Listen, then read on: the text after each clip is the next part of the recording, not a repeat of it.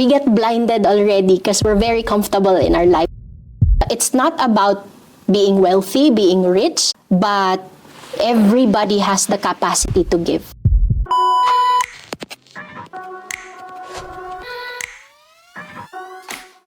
Magandang gabi sa inyong lahat at welcome again sa One Studio. Welcome sa ating kwentuhan. Ang ating mga kwentuhan ngayong araw na ito, ngayong gabi na ito ay isang masasabi natin na masipag na individual. Matagal siya sa Singapore at ngayon ay narito na sa Melbourne, Australia. Marami siyang pinagkakaabalahan. Isa na dito ay pagiging volunteer sa ANCOP. Kung ano ba yung ANCOP, hayaan mong siya na ang magkwento. Narito ngayon ang ating guest, si Ingrid. Good evening, Audra. Hello, welcome. Hi. Thank you. Anong kung busy ka at pinagbigyan mo pa din kami. Salamat. You're welcome. Dumiretso na tayo sa ating kwentuhan. Game. Pakilala ka muna sa aming mga manunood. Maiksing kwento lang naman. Ako si Ingrid. I am married to my husband of, ilan na ba kami? 17 years na yata. 17. Tagal na. Matagal na kami. No, 18 years pala kasi magsa-17 na yung daughter ko sa November. So 18 years na kami. I have 2 kids. So I have a daughter who's 16, turning 17, and I have a 5-year-old na kaka-prep pa lang. So, malaki-laking gap yun. Yes, malaking gap yun. So, I used to live in Singapore for 18 years. 18 years? 18 years in Singapore before we moved here to Melbourne back in 2020. So, 4 years ago. So, Philippines to Singapore o ibang country pa? Hindi. Philippines to Singapore. So, after graduation, I was offered a job in Singapore. So, single pa ako nun. And then, I decided, ayokong mga what if. So, iniwan ko muna.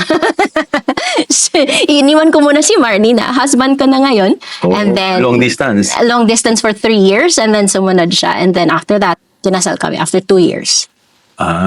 Tapos, tuloy-tuloy na yan, sa Singapore na. Yes, so 18 years na sa Singapore. Anong trabaho mo sa Singapore? I worked as an architect. Same firm, same company? Yeah, same. So, I've only had one job. So, it was with the same firm. So, kasi pagka-graduate ko, yun yung job offer. So, I went to Singapore para gawin yung job na yon. And then for 18 years, hindi na ako loyal, di ba? Bigyan ka pala ng loyalty award. Baka kailangan to. Hindi, meron naman. 10 years and then hindi ko na naabutan yung next, 20. Which is 20. Kamusta ang buhay mo dun? Kumpara ngayon na... Stressful. So, Singapore, okay siya. In terms of if you're wanting to, your career, you're getting ahead and just establishing yourself, probably financially, and yun nga, career-wise, it's really good. So when you're younger, ay maganda doon. Kasi yung facing mo doon, mabilis. Mabilis ang pace ng buhay sa Singapore. Kaya siya stressful. Kasi work. Iba. So sobrang iba than here. And I guess that's one of the reasons why eventually we decided to move kasi we wanted to do it for the kids also. Parang better in terms of family life. As far as our experience has been, mas maganda yung family life dito sa quality time especially. So, yun. Sino nag-decide o paano kayo nag-decide na lilipat kami? Oh my God. Sa Australia ba talaga? O sa ibang bansa? O Long Canada? story yan eh. Pero yung short version. Short version lang. Kasi wala tayong time. Baka buong night tayo magkwento. So, wala kaming plan. Kasi okay naman yun sa Singapore. Although nga, very stressful. Very, very, very stressful. I think that's one of the reasons why matagal din kaming nagka-second baby dahil sa stress siguro. Oo, so yun. Anyway, wala kaming plan. So ang usapan namin ni Marnie was go back to the Philippines if we wanted to to retire. But meron kasi kaming isang kakilala, very good friend namin who is in Melbourne now, who used to be in Singapore also, na nag-invite sa amin. Well, siya ang nag-enganyo sa amin na initiate na. Parang I came here for an office parang gathering office party yun. Bala special celebration ng office namin, 40th anniversary. Kaya parang medyo bongga siya. Nagpunta kami ng dito sa Melbourne. And then that time, lumabas kami, tas ano siya, enjoy lang, tas ano siya, sabi, just give it a try. Why don't you just try? Wala, nothing to lose. So, na-excite ako. Kasi, parang, uy, maganda naman din sa So, Melbourne. kinuwento mo kay husband? Kinuwento ko kay Marnie. Pero hindi pa siya nakapunta kasi sa Australia ever. First time ko din yung time na yon. So, parang, wala eh. Hindi. Wala siya. So, pero no 2016, nagka-business trip siya dito din. So, yung same friend, yun din, ganun din. Inilabas din siya, alam mo, tapos ganun din. Aba, pagkatapos nun, when he landed in Singapore, parang 2 weeks after, nag-ano na kami yung Ayusin na natin. IELTS test. IELTS, English. Meron na kaming schedule. Siya pa nauna. Pag siya pala may gusto, ay okay. Pwede pala, pero mabilis pala. So, yun. So, fast forward, nakuha namin yung PR namin ng 2017, but we decided to move 2020 lang. Kasi nga, hindi pa kami sure eh. Yung parang plan B lang siya, plan B. Kasi nga gusto niya sa Philippines. You know? Yun yung first pero first plan namin. Pero nung nag-high school na yung daughter ko, yung older daughter ko, nung mag-grade year 7 na siya, that's when we decided na hindi, kung gusto nating lumipat, ito na. Para hindi siya masyadong, yung transition niya mas okay. So yun. Galing So thanks doon na sa friend mo na... Yes. Malamang kilala mo din siya. sa Sydney ba yun? Sa Melbourne yun? Dito siya. Melbourne siya. Sa Melbourne. Melbourne siya. Okay. Di napaganda pa yung pag-travel mo. Oo. Ang saya-saya nung ano. Basta para bang inengganyo niya talaga kami. Both times. And 2 years apart na parang, okay, game. Sige. So, Melbourne. Kaya kami nandito din. Kamusta yung mga first few months, first few years, yun? Alam mo, sobrang, paano ba? Pandemic kasi. Kasi we moved January of 2020. And then March, the lockdown started. So, kumbaga... bawal kayong lumabas. Bawal lumabas. 5-kilometer radius, ganon. I think, on hindsight, silver lining din siya. Kasi, hindi hectic yung buhay. So, parang it helped to ease us into the life in Melbourne. Hindi siya masyadong stressful. Kasi, stressful yung situation. Kasi, di ba, the world was going crazy back then. But, as a family, we appreciated the fact na lagi kaming magkasama. Lagi kaming, Kasi walang gagawin. Walang gagawin, oo. So, we got to, ease into our life in Melbourne better. Parang slower yung pace. Hindi kami pressured to go out, to meet friends, to do this, do that. So, okay naman yung first... Yung yes, okay yung transition. God's blessing din siguro yun. Ayoko na may pandemic. Pero one of the things that I was grateful for during the pandemic was that the opportunity to just be, slowly integrated into Melbourne life. Kasi nung nawala na yung pandemic, then, na. Slowly integrate yourself, more activities in the community, and then masaya siya. Kung baga parang suave yung pagpasok. Nabanggit mo yung community. Anong community ba yung nasabi mo? Couples for Christ. So you belong to Couples for Christ. Yes. So it's a Catholic lay community. I joined when I was still single. So Singles for Christ yun, back in 2004. This was in Singapore. Yes. And then when we got married in 2006, nag-transition kami to Couples for Christ. In Singapore. And then when we came here, yun ang kagandahan in the community, because wherever you go, most likely may CFC. So, parang transfer lang. And kumbaga meron ka ng instant community kasi you're very much welcome. So you inform from Singapore, inform yung mga elders dito, mga leaders sa CFC. Yes. And then, yun, may na-assign na kaagad kami sa isang household. And we continued with community activities as much as we could during the pandemic. Busy ka na pala sa CFC. Oo, kasi apart from CFC itself, meron kasi ang CFC na social ministry. So, ang social ministry ng CFC, which nabanggit mo a bit kanina, it's called Angkop. So, that's the social ministry of CFC. And we were tapped to become the coordinators for Southeast in Victoria back in 2022. Oh, so ikaw ang coordinator. Ako and my husband. Okay, sa chapter dito sa Southeast. Yes. Yung guest namin 2 weeks ago or last week, si Charles, siya naman yung Si Charles is the ambassador. ng ANCOP. Ng ANCOP. Napag-usapan namin yung ANCOP, pero konti lang. Ngayong gabi na to, ang ating guest, papaliwanag niyang mahaba-haba ng konti kung ano ba yung ANCOP, ano ba yung mga ginagawa, at kung paano makakatulong. So ano muna yung ANCOP uli? So ANCOP stands for Answering the Cry of the Poor. Kaya siya ANCOP. So si Charles, yung ambassador. So each chapter ng Couples for Christ, my coordinator and my ambassador. So volunteers to. And the main goal or the main task of coordinators and ambassadors is to raise awareness about ANCOP in the community and also raise funds. Kasi syempre fundraising ito. So yan ang ginagawa namin. Bago tayo magkaroon ng seryosong usapan sa ANCOP, Yeah. paano muna kayo napapayag? Napapayag. Or i-volunteer mo?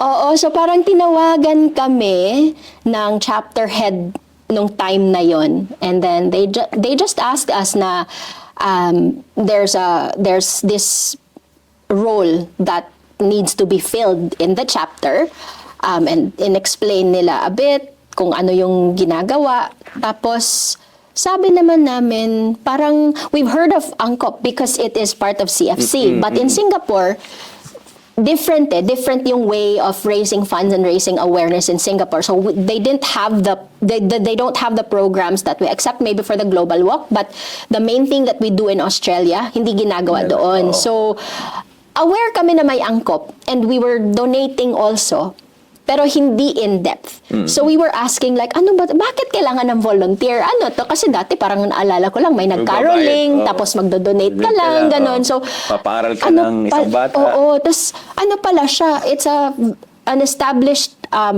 charity. May systems and processes in place na talagang okay na ginagawa nila yung mga things that they need to do in order to send children, underprivileged children to school. So, sabi nila, it's for the chapter, it's to coordinate, ganon. Tapos sabi namin ni Marnie, sige, why don't we see and let's do this and give back also. Kasi konti lang, I mean, it's not as if it's a corporate role or anything. It's really volunteering. So it's time for us to also give and know what we are doing. Different kasi yan yung parang, sige, bibigay ako. Pero ito, we wanted to kind of know also what was going on behind the scenes. So which is a really refreshing experience to know how important the work of ANCOP is. Ilan uli yung mga pinag-aaral ng ANCOP kung naalala mo lang? So, yung ANCOP, it's a global organization. So, marami. Pero specifically, ang Australia, titingin ako sa kodigo ko. Sige. So, in 2022 to 2023, ang ANCOP Australia specifically supported 670 scholars in the Philippines, and that's a mix of elementary, high school, university, and yung vocational din. And then we also have in Papua New Guinea, so PNG 399 and Solomon Island 60. So maraming scholars ang sinusupport ng ANCOP. That's 1,000 over scholars. Kailangan niya ng malaking fund. Siyempre, hindi naman mura magpaaral sa Philippines. Hindi nga. So may may guideline amount kung how much it is to bring someone's education to fruition. So for elementary and high school, 420 Australian dollars, 420 Australian dollars. And then for the whole year na yun. The whole year na yan. So sobrang, kung isipin mo, wow. I mean, compared to, of course, siguro in Australia, I think the public school system is probably like no cost. But if you compare it to private schools, of course, ito is like nothing in terms of the cost. So 420 for elementary and vocational. So that's about $35 a month lang. And then for for university and vocational, kasi meron din vocational So these are for people na they don't have time to go through a 4-year course kasi kailangan na talaga nilang iahon ang pamilya nila, kailangan na magkatrabaho. So, things like, para mga tradie dito sa Australia na masonry or bricklaying, electrical, mga ganon. So, that's 840. So, about For the whole course, for the whole year, for the whole 1 year na yan of schooling for someone in university or vocational.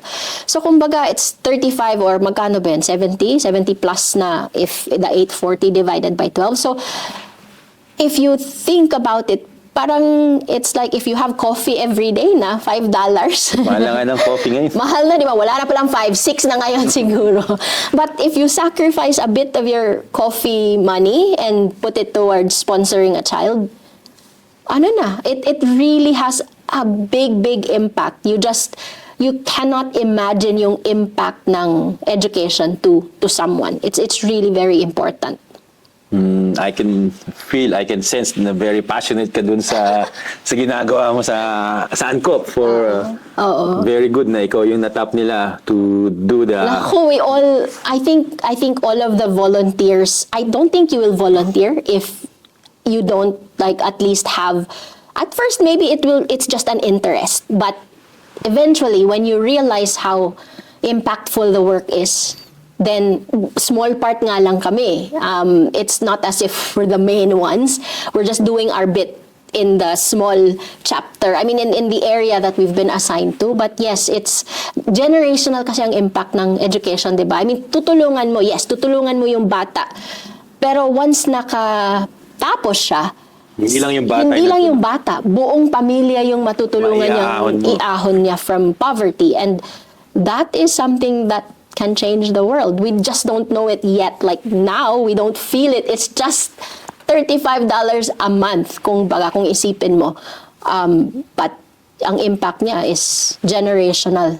Parang yung planting a seed. Yes, a seed, yes. Tapos, who knows? Yes, diba? Yung mag-bear fruit. And ang nakakatuwa kasi is Angkop does not take in scholars based on academic qualification. They really base it on income. Para kumbaga income tested siya. You have to really be yung... So, naalala ko yung pag-raw 4 ka. Nako. Baka hindi ka mabigyan ng scholarship. So, basta kailangan may maximum amount of income lang yung family mo every month. Otherwise, hindi ka tatanggapin. Kasi Angkop really aims to give it to the lowest, yung really underprivileged. But you're required lang to maintain. Siyempre, ipasa mo. Kailangan makapasa. Oo. Pero hindi naman kailangan, magna cum laude ka or summa cum laude. But the thing is, a lot of these Angkop scholars graduate with honors. So nakakatuwa.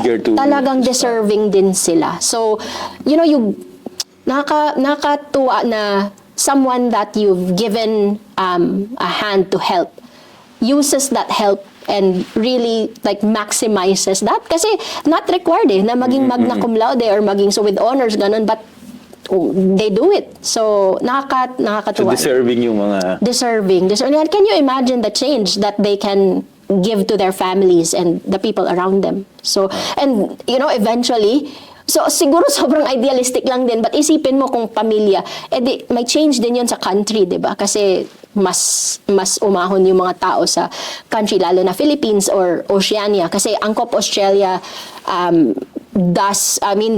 is in charge of Philippines and the Oceania region. Malapit na tayong magtapos sa ating kwentuhan. Ano yung mga, siguro sabihin natin na joys that brings, kung ano yung mga nadudulot sa iyo, ganun, mga effect ng ginagawang volunteerism. Ng Angkop? Ng Angkop, or sa iyo personally. It makes me more grateful. Kasi a lot of the people here in Australia, if you just look at it on the surface, more privileged talaga tayo in general. Kasi Australia is kumbaga a wealthier country than the Philippines or the countries in Oceania. And sometimes we get blinded already because we're very comfortable in our lives here. I'm not saying na walang struggles ang mga tao dito. Yes. Sobra inflation and whatnot. Ang dami-daming nangyayari ngayon. But when you read the stories, when you hear about these people who are struggling, and then you realize na, oh my gosh, yung Blessed ka pa yung din. pinoproblema ko pala ay Walang-wala dun sa ini-experience nila.